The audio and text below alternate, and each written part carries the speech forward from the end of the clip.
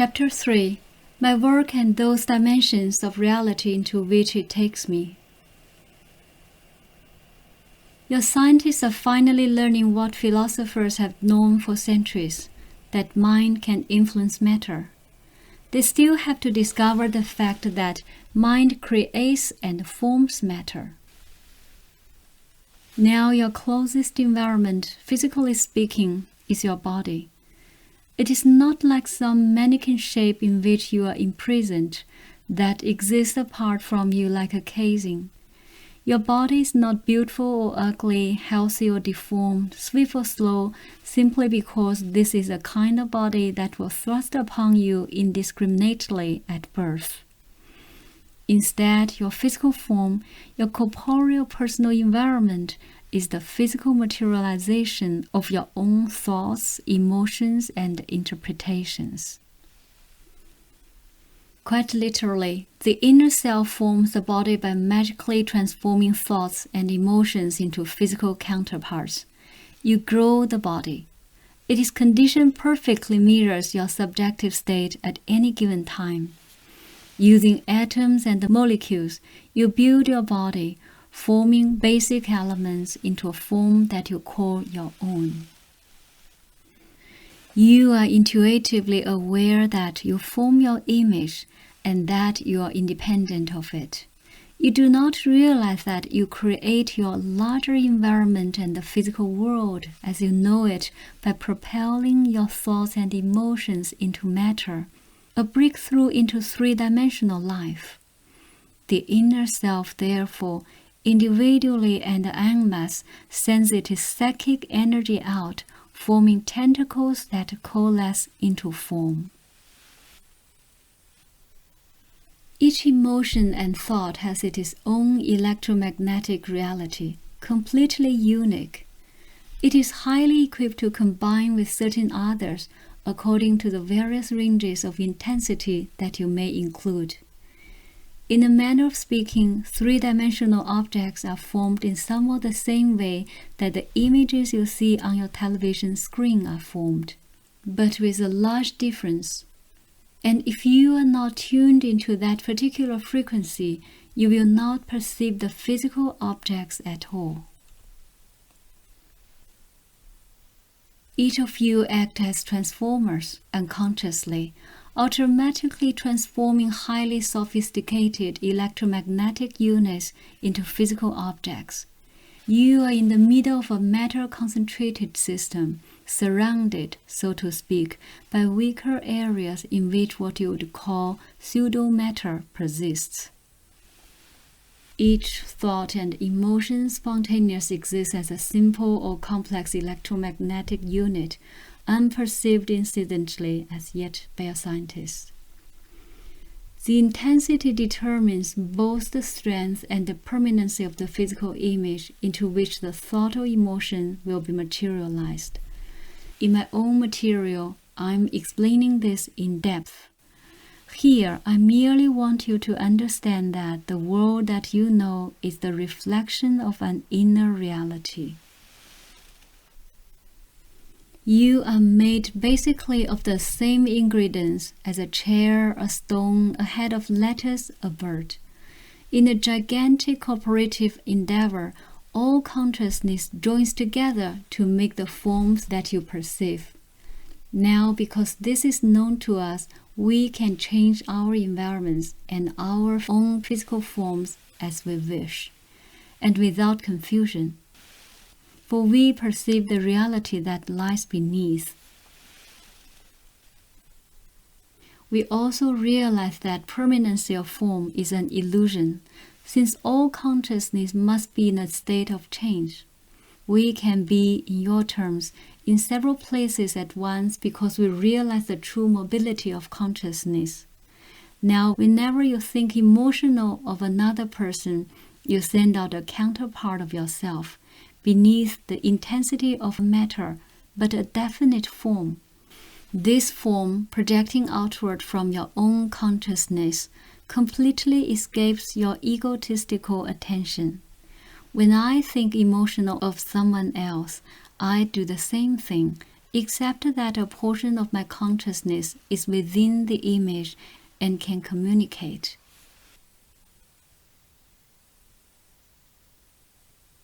Environments are primarily mental creations of consciousness thrust out into many forms.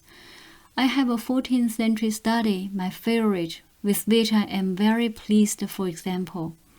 In your physical terms, it does not exist, and I know quite well it is my mental production.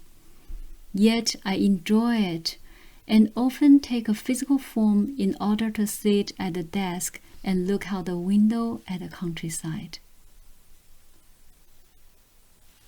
Now you do the same thing when you sit in your living room, but you do not realize what you are doing, and presently you are somewhat restricted. When my associates and I meet, we often translate each other's thoughts into various shapes and forms out of pure enjoyment in the practice. We have what we might call a game, demanding some expertise, where for our own amusement, we see which of us can translate any given thought into the most numerous forms. There are such subtle qualities affecting the nature of all thought, such emotional gradations, that no one is ever identical, and incidentally, no physical object in your system is an exact duplicate of any other. The items and molecules that compose it, any object, have their own identities that color and quality any object that they form. You accept and perceive and focus upon continuities and similarities as you perceive physical objects of any kind. And in a very important manner, you shut out and ignore these similarities out of a given field of actuality. Therefore, you are very highly discriminating, accepting certain qualities and ignoring others.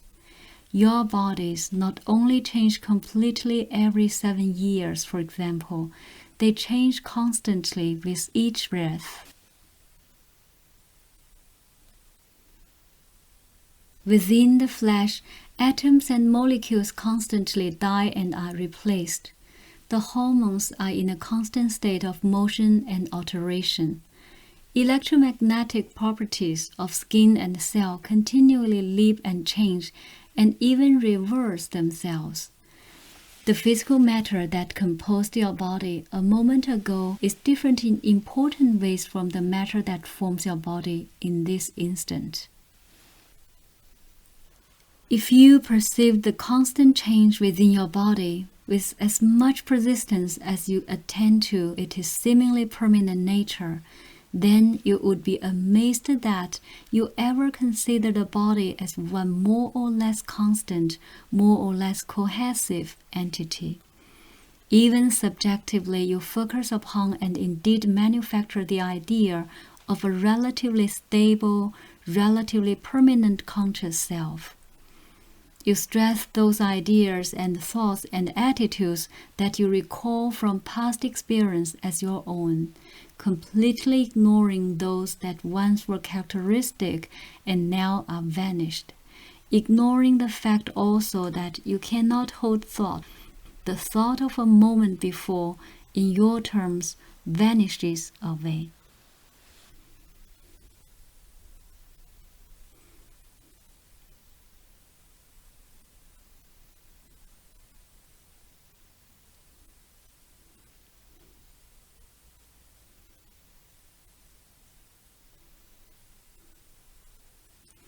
You try to maintain a constant, relatively permanent physical and subjective self in order to maintain a relative constant, relatively permanent environment. So you are always in a position of ignoring such change. Those that you refuse to acknowledge are precisely those that would give you a much better understanding of the true nature of reality, individual subjectivity, and the physical environment that seems to surround you. What happens to a thought when it leaves your conscious mind? It does not simply disappear. You can learn to follow it, but you're usually frightened of turning your attention away from its intense focus in three-dimensional existence. Therefore, it seems that the thought disappears. It seems also that your subjectivity has a mysterious unknown quality about it, and that even your mental life has a sort of insidious dropping off point, a subjective cliff over which thoughts and memories fall to disappear into nothingness. Therefore, to protect yourself, to protect your subjectivity from drifting, you erect various psychological barriers at what you suppose to be the danger points. Instead, you see, you can follow these thoughts and emotions simply by realizing that your own reality continues in another direction, beside the one with which you mainly identify. For these thoughts and emotions that have left your conscious mind will lead you into other environments. These subjective openings through which thoughts seem to disappear are in fact like psychic warps, connecting the self that you know with other universes of experience, realities where symbols come to life and thoughts are not denied their potential. There is communication between these other realities and your own in your dream states, and a constant interaction between both systems. If there is any point where your own consciousness seems to elude you or escape you, or if there is any point where your consciousness seems to end, then these are the points where you have yourself set up psychological and psychic barriers.